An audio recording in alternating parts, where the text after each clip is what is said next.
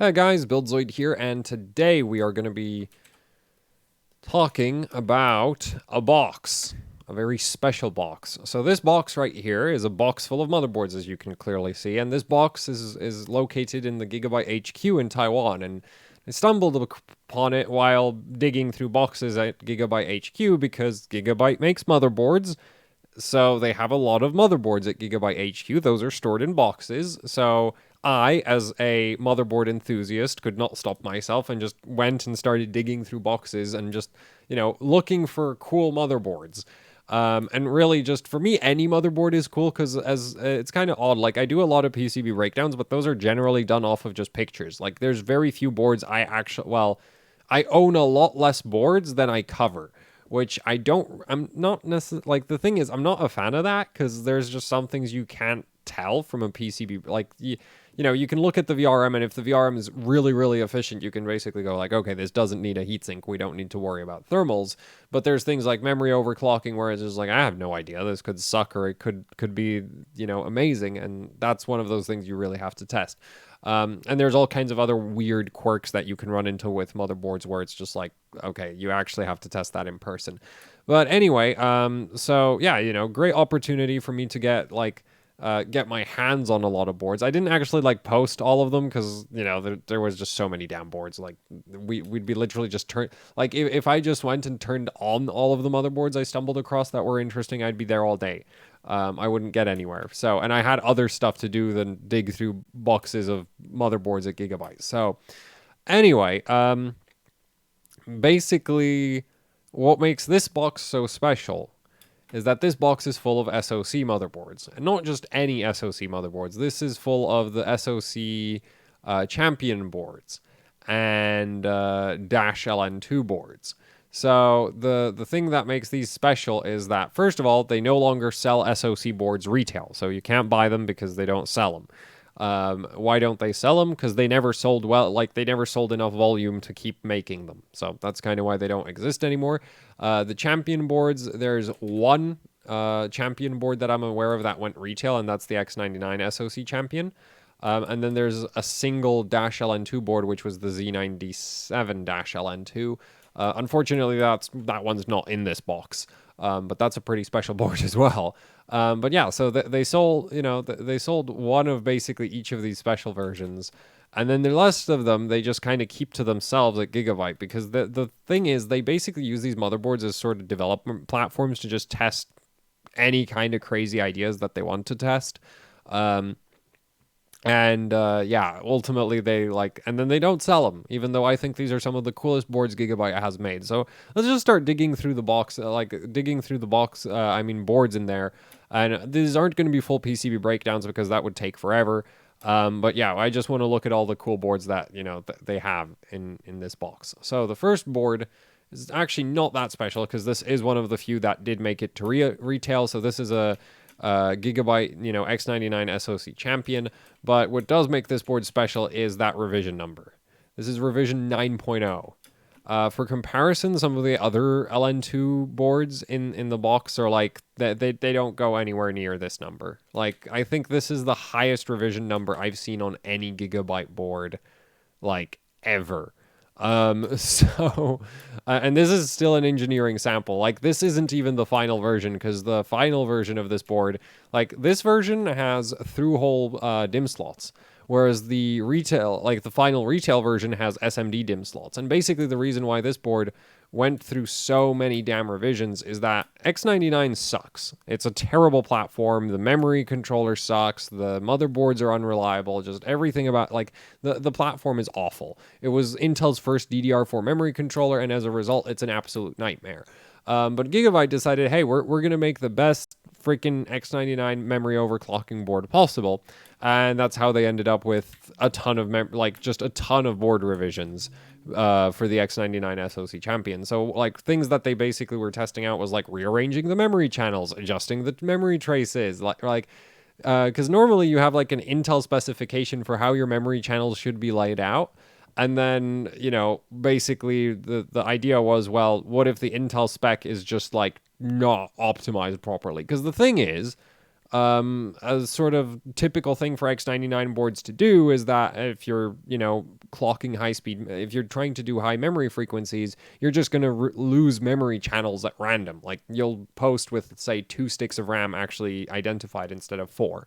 And it's an absolute nightmare to deal with. So Gigabyte basically was, with boards like this one, they were just trying to figure out any way to get the memory controller to stop randomly dropping channels. Because the thing is, if you just restarted a bunch of times, they'd usually come back.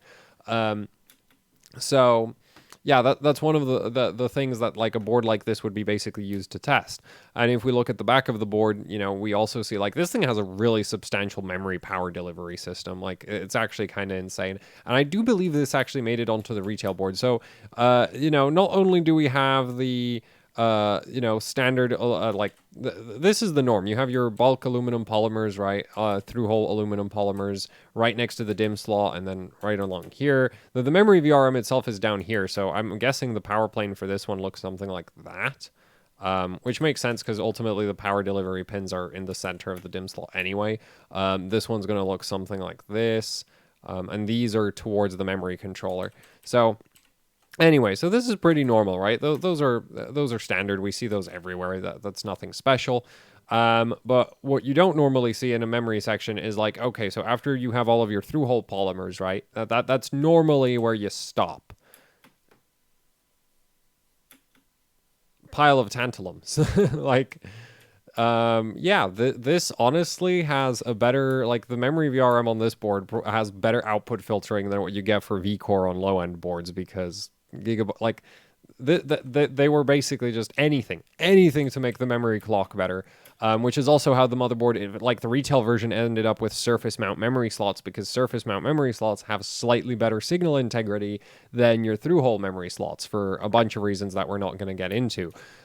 So yeah, it's just like this board's, this is the kind of like, yeah, Gigabyte makes some crazy freaking, extreme overclocking boards. And then they don't, like, this one did make it retail, but a lot of the other ones don't. Like, you can't buy a lot of the other ones. So that's kind of a shame, but awesome freaking board. And yeah, I just figured I'd include it because, well, it's interesting also that like this one's on the black DIMM slots, which makes it kind of unique because actually a lot of the, like, there was a bunch of, I think there was a couple other ES-X99 SOC champions that were like lower revision numbers or higher revision numbers. I can't remember.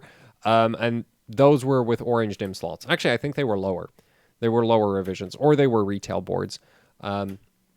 So yeah, like cool board just because, hey, black DIMM slots, 1 DIMM per channel, of course. It's an extreme overclocking board.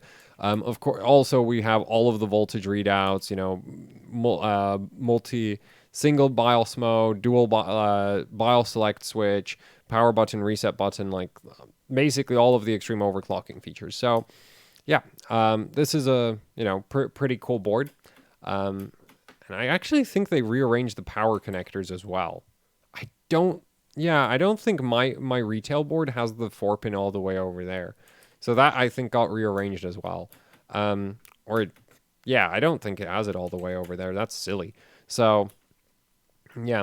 Anyway, so that's one of the boards from the, box of awesome motherboards. Next we get to this. And a lot of the boards in this motherboard were actually run on liquid nitrogen. That's kind of why they exist. So a lot of them look like this, and they're absolutely disgusting and covered in Vaseline. So this right here is, as the name says, the Z170X SOC Force LN2. Gigabyte did make a Z170X SOC Force, a retail board, and that I think is the last SOC motherboard they made, but that one is very different from the LN2 version. So the LN2 version, like, well, let's just talk about the VRM, because this is actually, the VRM actually ends there. So let's talk about the VRM a bit. And we're not going to do a full PCB breakdown. So, we have our 4-pin, 8-pin power connector. This choke right here is plus 12 volts. So that's actually our input filter from the 8-pin power connectors. I'm not sure which side of those is plus 12. I don't really care that much about that. Details, right? Anyway, so we have plus 12, so that's our input filtering choke. But what makes this VRM kind of special, and is actually kind of normal for sort of the extreme overclocking Gigabyte boards, is that they go for a 8-phase V-Core VRM with no doublers. Which is actually one of the biggest different, like the Z170X SOC Force retail board, if I'm not mistaken, is actually on a 16-phase with a bunch of doublers. So, yeah, kind of the thing is just like if you want, there's multiple ways to get good transient response, but one of the easiest ways is to just have more phases that don't use doublers, because the doublers add a little bit of delay to your PWM signals. So all of the advanced PWM, manipulations that the controller does to like better handle transients, well, if they're with a delay, they're going to be less effective. So that's kind of that. Anyway, so what's going on with this VRM is I do believe it's 1, 2, 3, 4, 5, 6, 7, 8. Yeah, I nailed it. 8 phases V-Core right there. And for some ungodly reason, they decided that the iGPU needs 4. So that's these 3, these 4 phases up here.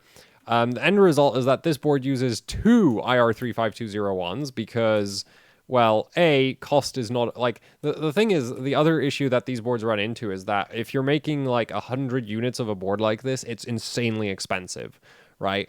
Which is also part of why they don't bother selling them retail, because it's just like, if you sold a board like this for $300, $500, it doesn't make sense. The board costs way too much to produce in the first place. Like, you're not recovering any cost. You'd have to sell a few thousand units of a board like this before it makes any sense to make a board like this retail. So it's just like, make 100 of them. It doesn't really change the manufacturing cost that much, because the main issue is just, getting one of these produced at all. And then it's just like, well, if you're making 100 or 1,000, doesn't make a difference.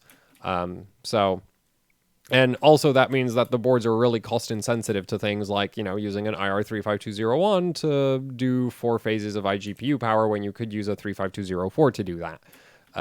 Or some cheaper controller. So yeah, 2 IR35201s, because obviously this one right here, that one's in charge of V-Core. So you can't actually, like, it's an 8-phase controller. So once you fully use it up, like, that's it. That's all the phases you get. Now you need another chip. So that's what's going on with that. And actually, I think the chip hiding down here is a IR35204, because funnily enough, that's a 35204 almost for certain.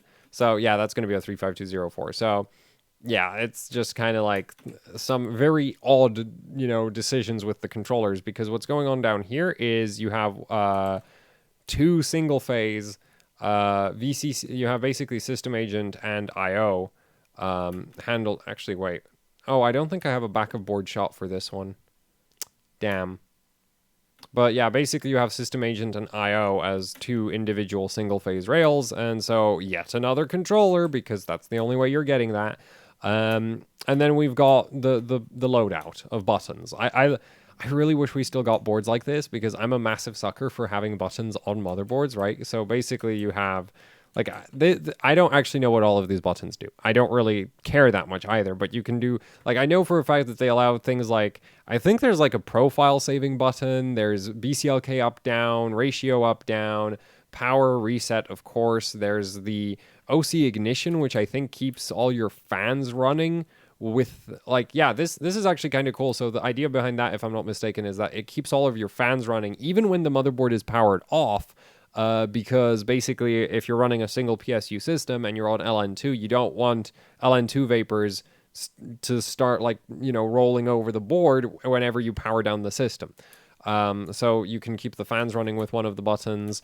There's just buttons for days. I think this has a safe boot. There's, of course, a postcode, voltage read points, single BIOS mode, I assume, is one of these switches as well. Like, honestly, this is the funny thing is, you also have the USB connectors that are internal. Like, if you're on a test bench, these are super convenient. Oh, look, a 6-pin power connector in the correct location. Board does not support 4-way SLI, but it would do 4-way cross. Actually, does it not support 4-way SLI? I'm not sure. The retail version of this motherboard did come with a PLX chip, but this doesn't look like a heatsink that can deal with a PLX chip. So I'm going to go with this doesn't do 4-way SLI, but it probably does 4-way crossfire. So you know, and you actually have a full audio section, because the funny thing is, like, the audio section is basically like a module that they bolt on at this point. So, you know, you can just kind of keep that there. So yeah, this is a, oh yeah, two-phase memory power. These two are just input filters. So basically, you would get, I think, these are 6.3 volt capacitors. So that's going to be plus 5 volts there. So you're going to get, you know, plus 5 volts going from this. Actually, I'm not sure which way those chokes go, but whatever. You basically have plus 5 volts going through that choke and through this choke down here. So VPP, which in typical Gigabyte fashion, that's another, like, that's a 3553. This is all 3553s. Like, Gigabyte has way too many 3553s. Trust me on that. Like, they have way too many of them. If Gigabyte needs to do a VRM and it has to be some, like, halfway decent, it's probably going to be built with 3553s. If 3553s aren't going to cut it, then it's going to be built with 3556s. And if those aren't going to cut it, then it's going to be either on TDA 21462s or TDA 21472s. That's kind of the Gigabyte parts catalog for what they're actually willing to use on their boards. Anyway, so we have the 3553 on VPP, which is absolutely ridiculous, because that's a supporting rail that basically doesn't actually supply any power, but hey, 40 amp power stage for it, why not? Two-phase memory power, so, you know, two 40 amp power stages for that as well. Then, of course, a slightly more elaborate output filtering section. Oh, and the one thing that's actually really a highlight with this board, this is actually, this whole spacing is AM3+. And the reasoning why it's AM3+ is because it allows Gigabyte to move the DIMM slots further, like, closer to the CPU socket. Also, I think these are SMT. SMT. Yeah, it's surface mount technology. So yeah, SMT DIMM slots for better signal integrity. And then, yeah, just to clear everything, you know, to basically get everything as close to the CPU socket as possible for the best overclocking performance. This is actually on AM3+ mounting hole spacing, which is a big improvement over the predecessor of this board, which would be the Z90 SOC Force LN2. The Z97 LN2 board didn't have any mounting holes at all. Like, the only mounting thing, if you wanted mounting hardware on that board, you had to mount through the holes that are for the CPU loading mechanism. Like, that board was seriously hardcore about the whole memory takes priority over everything. This board, you know, still goes pretty far, but at least we've got some actual practical considerations of, like, how do you actually attach a cooling system to the motherboard if there's no freaking mounting holes whatsoever, right? So that got fixed with this one. And, oh, I forgot there's more buttons, more voltage read points, just, like, you know, this board's insane. Like, as far as overclocking features go, you basically have everything you could ever want, and then more than what you could ever want, right? Like, personally, like, I actually don't care about that. There's a turbo button. I have no idea what that does. Tag, gear. I think tag is like profile, and gear I think changes. Oh, gear changes between BCLK steps. So like 0.1 watt, like you can go 1, 0.1, 0.01, I think is what gear's for. So yeah, you know, buttons for days, just overclocking functions for days, basically. VRM, that, like, this is not the most powerful V-Core VRM ever built, okay? Definitely not, but very solid 8, like, you know, an extremely solid 8-phase. And keep in mind, this motherboard, the worst thing you could stick in this is a 7700K, officially anyway. And since Gigabyte isn't actually, like, the thing is, Gigabyte isn't going to sell this board retail, so yeah, literally it's going to be just 7700Ks in it. Also, it has 3 M.2 SSD slots, which is kind of cool. Like, I think that's actually taken straight off of the retail version, the M.2 configuration, off of the SOC Force that was sold retail. So yeah, this is a really awesome board. Like, I'm a huge fan of this thing. I really wish this had hit retail, but as far as I know, they made 200 of these. What revision is it? Oh, and this is a revision 1.0. So, yeah, they made, as far as I know, they made 200 of these. I assume at this point there's a lot less than that in the, like, actually in the world still, because, well, you know, Gigabyte's not going to keep like, some of them got sent off to overclockers. Some of those probably died. Some of them were probably killed at Gigabyte. And then I assume, you know, like they're not going to keep 200 boards just lying around. So most of them probably ended up in the recycling bin eventually. So yeah, but still a really, really cool board. And I'm just a huge fan of motherboards where it's just like, you know, where you do crazy things like I think the Z97 LN2 was a little bit far with the whole no mounting holes whatsoever. But you know, going with the AM3 Plus mounting holes, that's a cool solution in my opinion because it's not so insane as you know what you have on on the Z97. Like this is still you can still use heat sinks with this board quite easily if you're willing to toy or mess around with the hardware for a bit. But yeah, like I can understand. Like the thing is, a board like this would never sell because most end users would be like, "Oh, I can't install more than like, you know, I can't easily install more than 16 gigs of RAM," and that's kind of the end of that. That's why boards like this don't make it retail, which is real, which I think really sucks. Anyway, next board. So this is one of the champions in the box, and well, another one of the champions, and this is the X299 champion.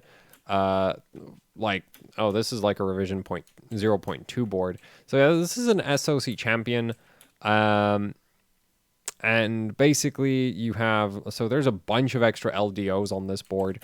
And I think actually on a later board, they increased the number of LDOs even further. So basically one of the things Gigabyte, like I was told that they were messing with on these boards was injecting voltages into undocumented pins on the CPU because on like LGA 2011-3, on that socket, there's actually like there's a couple pins which if you inject voltage into them, it makes Haswell E CPUs overclock way better.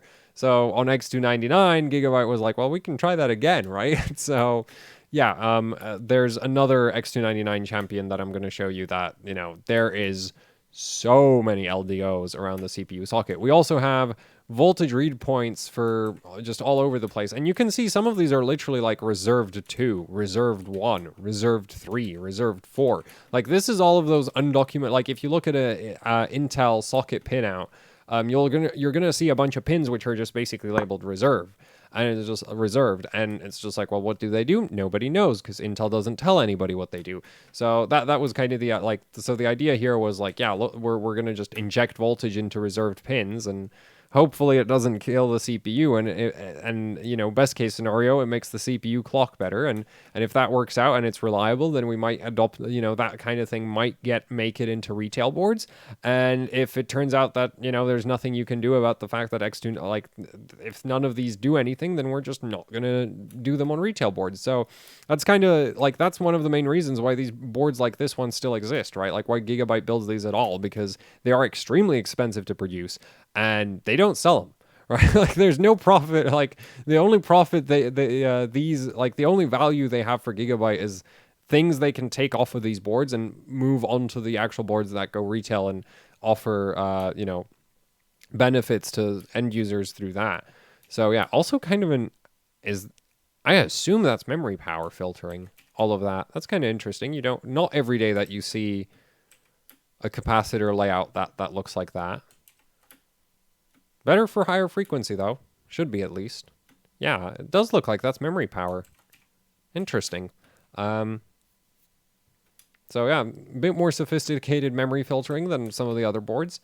Then say, actually, yeah, this is a bit more sophisticated than what you'd see on, like, the X99 SOC Champion.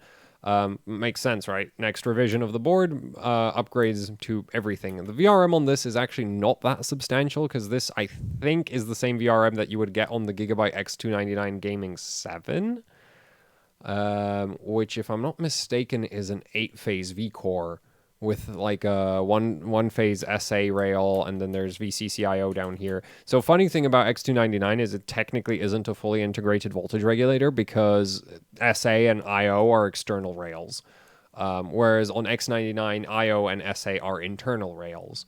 So yeah. Anyway, this is a cool board.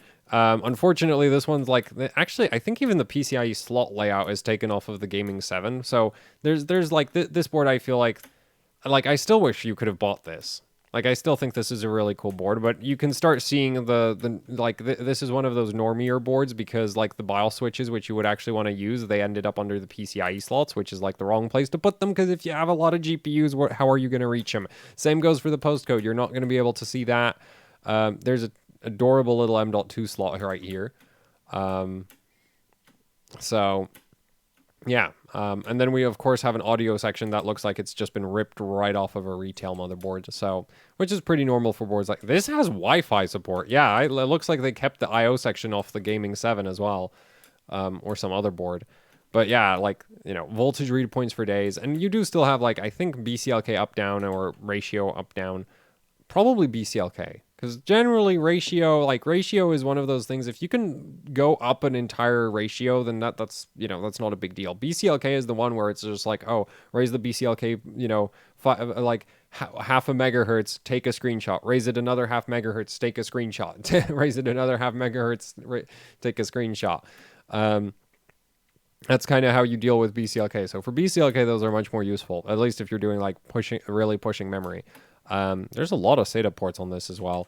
But yeah, so this is a pretty cool board. And of course, just Vaseline, like that's why this entire section is shiny, is just Vaselined up from LN2 overclocking. So I wonder if I have a back of the board pick. I do. So yeah, interestingly enough, a significant lack of tantalum capacitors for the memory filtering on this thing. But I don't think these are that special because that's on the plus 12 volt side, and that side of the VRM doesn't, like, it's important, but not that important. It's not as important as the low voltage side of the VRM, but it's cool to see some really large multi-layer ceramics, though I don't think these ever make it, like, these are rare, basically, is what I'm getting at. So yeah, not really that much to see on the back of this one. Mostly just like the output filtering section for the VRM is kind of, well, this is actually pretty normal. Like you see this pretty much everywhere because there's a ground plane going, like you have a ground plane right here. You have ground like this. Because that's actually going to be like the ground for the actual power stages. And then right here, you're going to have V-core. And then, of course, up here, you have plus 12 volts. So it just makes sense that, you have your plus 12 volts, like, go like this, and then of course your V-core right there. Though ideally you'd want those guys to be like jammed up against the CPU, but that gets more awkward to lay out, and so instead they just end up here. So that's kind of that. Yeah, not really much else on this board. This one's kind of like this one really is more like a Gaming 7 that got adapted into. I actually wonder what came first, if the Gaming 7 came before this or if this came before the Gaming 7. Because this looks way... like, to me, this looks like they took a Gaming 7 and chopped it down into an SOC board. Whereas the other way around, I would assume this would be missing more things that the Gaming 7 does have. But this uses, like, the same... like, the VRM is off of the Gaming 7, so at that point, it's just, like, most of the... and even the, like, PCIe layout looks like a Gaming 7, so... or does it look like... actually, no, I think that might be shifted down. Anyway, I haven't seen a Gaming 7 in ages, so, too much judgment there without enough information. Anyway, here we have the Z370 SOC Force LN2. I have one of these. And, yeah, like, I brought back... so this, I think, is the revision 0.3, and I do believe I have the revision 0.1 or, like, 0.2. Like, I have an earlier revision that has a bunch of, like, bugs with CPU support, so it doesn't run, like, low-end dual cores or something. But, yeah, so this is a cool board. So, again, we've got 2-phase memory power, 1 DIMM per channel for maximum memory overclocking capabilities, right? Voltage read points for days. Much fewer buttons than the Z170 version, which I'm kind of sad about. I wish it had more buttons, but, we can live... I guess I can live without them. Full-speed fan switch. That's cool. Actually, I'd really love that. That's a cool switch. I'm a fan of that. What else do we have? Oh yeah, BIOS switches down here, socketed BIOS chips, which actually like a lot of the engineering sample boards just in general have socketed BIOS chips, which is why sometimes when I do PCB breakdowns, and I'm actually kind of annoyed about this, like sometimes Gigabyte sends me pictures for PCB breakdowns where it's like engineering sample boards or just like one revision before retail, and it's like, oh look, socketed BIOS chips, that's nice. And then you get the retail board and it's like no socketed BIOS chips because we sent you the retail board doesn't actually end up having that because that was an engineering sample thing. But anyway, actually that's an interesting way to solve the M.2 thing, isn't it? And like so yeah, like huge fan. Like the voltage connectors are awesome though. Like I'm a big fan of having all of that. VRM on this is actually still very similar to what you have on the Z170 SOC, though the layout is quite different. And the iGPU VRM got a downgrade, and yet it's still a freaking 4-phase. So that's 1.3, that's 4 phases of iGPU power again. Because I have no idea why. Controlled by another IR35201, because why? Why would you use a cheaper chip when you can use the most expensive one? After all, you're never gonna, like, nobody cares about profit margin on a board like this, because there isn't any. If this board doesn't, like, if this kind of board doesn't actually manage any kind of, improvements, it's basically just a bunch of expenses for no good reason, which kind of sucks. Anyway, that's another 35201 because of course it is. And yet again, we've got a 8-phase V core. So you've got like 8, 7, 6, 5, 4, 3, 2, 1. And then you got SA and IO on their separate rails down at the bottom, controlled by a 35204. Bunch of the LDOs for basically on an LGA 1151, there's a bunch of voltages that you need to tweak to remove cold boot bugs, but they're not necessary for retail motherboards. So, because they're basically just, if you want to go below minus 120 degrees, very important to have all of this. If you run at any normal temperature, completely bloody useless. All of this is like, this is literally completely useless if you're not going below minus 120. So on retail boards, you don't normally get this. Though interestingly enough, the Z390 Master and the Z390 Extreme do get the full array. And I think Z390 Ultra also has the full array of these like linear regulators for the minor rails. So that's pretty cool. Memory VRM has a new output filter again. I wonder if they designed these just like whatever just happens to fit, or if there's actually some reason to the different capacitor layouts. Because you'd think it would just be easier to just use well, you'd think there'd be like one way that's best and they just use that one always, or it's, I don't know. Because like now they have the big bulk caps spaced apart, and it's just like, well, okay, well, whatever. Still, 2-phase memory power, more. Oh yeah, this board's another one of those boards where it's just like everything's a 3553. So yeah, there's 3553s over there, and I can assure you there are more 3553s, like VPP gets a 3553. There's more 3553s under this heatsink. V-Core is, of course, a true 8-phase because 35201, like, that's why there's two 35201s, no other reason than that. What else was there that I wanted to mention? So, yeah, I think that covers everything for this board, doesn't it? I actually have one of these, so hopefully I'll get around to like doing a live stream with it or something, or like I really want to use the board because it's so freaking cool and interesting, but at the same time it's just like I have so much stuff that to work on. It's ridiculous at this point. Like honestly, if the hardware industry died, like up and stopped producing like doing things for the next year, I would still have content for at least a year.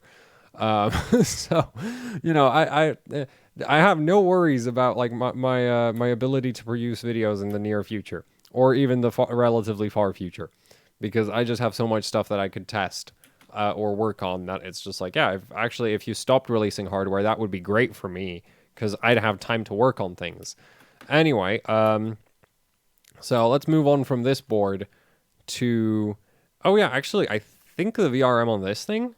Forgot to mention this, but 2-phase memory power, of course, right? 2 phases up there, 2 phases in line over here. Those are all 3553s again, for the power stages. But I think under this heatsink, it's a bunch of 3556s, which actually is like the main reason I don't like this board out of all of the boards that I found. Like This VRM right here that's hiding under this heatsink, not that great.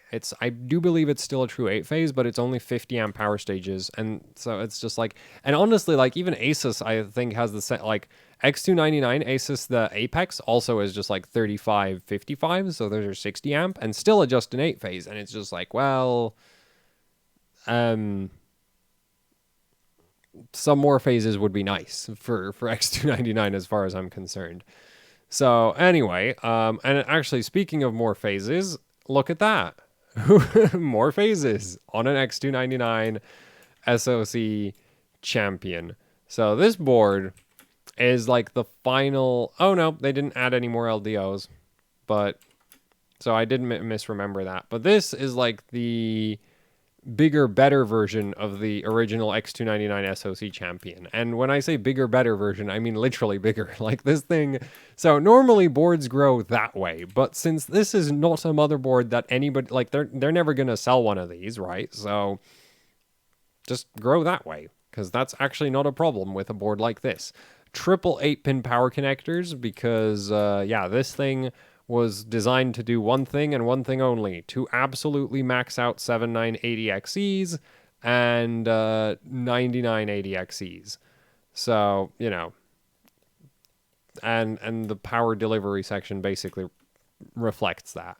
So this, I think, is a true 16 phase. So we're just going to count the doublers in here. Yeah, it's a 16. Or not true, but like it's a 16 phase. So yeah, it's a lovely 8x2. Bunch of 3556s in this. So the thing is, at the time that this board was made, the TDA 21462s and the TDA 21472s weren't yet available. So this is on a bunch of 3556s, which, you know, 50 amp power stage is not, you know, the not the best power stages you can buy, but when you have 16 of them, that stops mattering so much because you have a maximum current throughput of like 800 amps theoretical. Practically speaking, it means the VRM would probably be like the other thing is like this thing get like you notice how there's a big gap between the power connectors and the actual VRM. That's because there's a massive heatsink that goes over it, and also that it had fans. For that heatsink. So basically this board, you know, is just like VRM wise, this is basically brute force. Yeah, like probably this could deliver without any, well, basically for X299 on LN2, you want to have a VRM that's capable of delivering somewhere between 400 and 500 amps at 2 volts without getting too damn hot. This is definitely one way to do that, right? You just make the board so much big. You just make the board way bigger, and then you can fit all of the phases you need. So yeah, another interesting thing is that like they've literally. So the funny thing is, if you actually look at this board, and then the X299 one, right? So this first capacitor bank right here is actually this capacitor, like. Is literally this capacitor bank right here.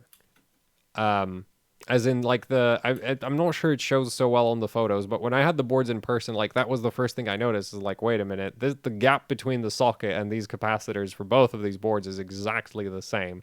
So basically what it looks like that they did with this one was, you know, since normally on like the other SOC champion, you'd have the VRM jammed in here so that the power connectors could move down and everything, like so that it would be a normal ATX motherboard, right? Everything would just be squeezed in between the DIMM slots. But with this one, right, they were just like, okay, no, we're just going to extend the board upwards. We're going to move the VRM back a bit. And so new capacitor bank added. So yeah, that's just kind of like, ooh, that's kind of neat how that just ended up there. Or at least I find that neat. I guess most people find that incredibly boring, but I find that really neat because it's just like, oh yeah, we're just going to keep the old layout and then just add more on top of it instead of like redesigning it. So yeah, that's kind of cool. At least as far as I'm concerned. What else is there? Of course, we have all of the voltage read points. I think they got rearranged. Yeah, these got jammed together closer. Two-phase memory power again. We can clearly see the 3553s this time around for that one. Then, of course, two-phase memory power up there. Oh, there's our VCCSA phase hiding up here. Wait, are they serious? That's a 3520. Oh, I know what's going on with that. Yeah, so that one's going to be running 2+1. Then we have another 3.5. Oh my god, this thing has so much. Like, see, this is exactly why you don't normally see an 8-phase or a 16-phase true VRM on a motherboard, because it just screws you over in terms of how many controllers you need. And controllers also take up board space, so it's just like you run out of everything, basically. So this one's going to be running 1 plus 0. And then, you know, they have the 35201 over here, which is running in 8 times 2 with a bunch of 3599s. 99s, not 3559s. That's a totally different chip. Yeah, that's a totally different thing. Anyway, so, you know, they have those because I assume this one over here is running that VPP phase down. Oh, wait, no, there's another 35204 over here. What's this? Oh, no, there's a also... And that's probably some kind of clock gen. Yeah, that's probably a clock gen. So that's probably... Yeah, so that makes sense.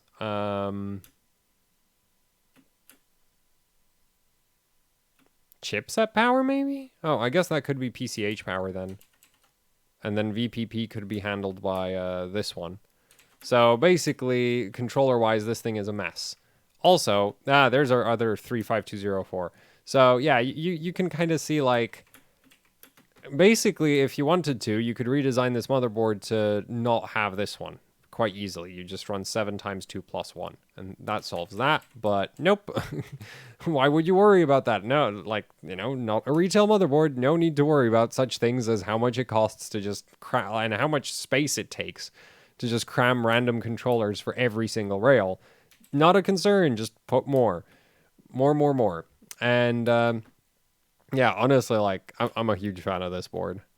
Unfortunately, this board is, I think, the rarest one in the entire box.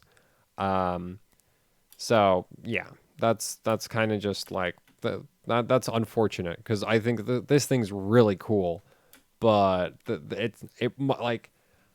this one might even be like I don't have any solid numbers, but this one may very well be sub 100 units produced. So very, very rare, really freaking awesome. And it's just like, well, never gonna see a board like this retail, mostly because this doesn't even fit in most cases. This doesn't fit in cases. Okay, so like, if they wanted to do this retail, they'd have to like figure out some. I wonder if it would make sense for a board like this to just rotate the CPU socket so that you could stick the VR. Yeah, because you could just like stick the VRM along this edge like that, and then have the DIMM slots that way. And you could probably just about squeeze it into an EATX, right? Because they basically needed extra length, and you can just extend it that way. Because the funny thing is, this does actually end at ATX length or width. So yeah, length is whatever. Like, it ends at like ATX width. So they could have made it that way and then like rotated the socket, but obviously that wasn't done, because you can see how like they already recycled the capacitor bank off of the previous version. It's just like, yeah, that's not getting done. You're not redesigning the board that much. But still, really freaking cool board, right? And yeah. And the funny thing is, on X299, I'd actually think like that's a platform where crazy boards like this make a bit more sense, because the X299 memory controller is actually, like, compared to, say, at least my experience with it is that it's less picky compared to, say, like the Z391. Like, it doesn't care so much about memory DIMMs so much. It doesn't have weird issues. Like, for example, the LGA 1151 socket, for 1-tick command rate, you actually need past, like, a pretty low frequency. You need some the board vendors actually have to put some effort into doing it, whereas with X299 you just do 1T. Like, that controller just does it all the damn time. So on a platform like this, because 4x8 is actually a really reasonable configuration, like capacity wise and performance wise, is a really reasonable configuration to run on X299. I can understand how some people might be like, oh, 2x8 sucks. Yes, that's actually a concern, especially if we're an ultra high end board. But on X299, 4x8 is fine as far as I'm concerned. Like, you know, in a lot of cases, that's more than enough memory. And you obviously get the memory clock speed advantages from not having a truckload of DIMM slots. So yeah, like a board, like I feel like on X299 these boards would make more sense, but even then it's just like I get like you'd need to sell a couple thousand units. And I do remember that the X99 SOC Champion ended up going on like a freaking like crazy low sales because they weren't selling enough. Like you could get an X99 SOC Champion brand new for like 140 quid at one point. Like literally you could buy the best X99 motherboard for for basically the same price as the worst X99 motherboard. Which was ridiculous because basically, like, the main issue was they weren't selling enough of them, right? Like, they weren't selling quickly enough. So basically, all the retailers that had them, or at least the one retailer that I was paying attention that had them in the UK, which was OC UK, they were like, they couldn't sell the damn things, so they just dropped the price to 140 quid, and it's just like, well, that's insane that you can buy like because literally, you know, all the other X99 boards, especially like good X99 boards, you were looking at like 300 quid plus. And it's just like, and then the best one was 140 because, oh, it only has 4 DIMM slots, so the average consumer would never buy it. And it was like, well, that's pretty, like, well, that's why we don't get like awesome boards like this, is because people don't buy boards with less DIMM slots. And it's like, the other thing is like, who needs more than 32 gigs of RAM? Like, if anything, if you're running more than 32 gigs of RAM, you're just shooting yourself. Like, a lot of the time, you're just sacrificing memory. Like, you're losing overall memory performance. And unless, if you don't need the capacity, it just doesn't make any sense to run a ton of RAM. Because you literally start losing performance. So, yeah. That's kind of that. But anyway, so that is the amazing box of SOC motherboards at Gigabyte HQ. And yeah, I did bring back a Z370 LN2. I didn't bring back any of the other ones because, quite frankly, like, you know, the X299 SoC Champion, the one based on the Gaming 7, or the one that is what the Gaming 7 turned, what the game like, or the predecessor to the Gaming 7 version. That one, you know, it's not that interesting. I was really interested in like the ridiculous too tall for ATX version, but that one, unfortunately, like, it's so rare that literally I was told, no, you can't have that one. That was like one of the few where it's like definitely can't definitely can't have that one. So yeah. Anyway, so yeah, hopefully you found this video interesting because I loved, you know, looking through all of these boards because they're just so freaking cool. And some of them, like literally some of them, you know, the like, especially the crazy X299 one, like there's some really, like, I don't think we've ever seen, like, this is, I think, the most attention that one has ever gotten because it has been seen on Hardware Bot a couple of times. From High Cookie, who's like the in-house overclocker for Gigabyte. He's posted a few scores with it that were like crazy high. But that was basically all the attention it ever got. Like, it's just like a couple scores and that's it. And yeah, but it's such a cool board as far as I'm concerned. Though interestingly enough, Gigabyte has some, like, I saw some other things that are like not yet, that are going retail, and they're not, you know, 1 DIMM per channel crazy overclock boards, but at least as far as VRM goes, Gigabyte has some seriously cool motherboards coming up for some platforms that I can't talk about. But yeah, I'm excited. Because we're like, Gigabyte is actually going to take the XDP 132G5C and run it in straight up 16 phase mode for some boards. Right now, they're just using it in 14+2, but there's going to be a board where it's running 16+0, and that's just going to be freaking awesome. So yeah, anyway, that's it for the video. Thanks for watching. Like, share, subscribe, leave any comments, questions, suggestions down in the comment section below. And if you'd like to support what I do here with actually hardcore overclocking, I do have a Patreon where you can support me directly. There's a link to that down in the description below. And there's also the AHOC Teespring, which incidentally, Teespring is going to be having like a sale from the 10th to the 12th of August.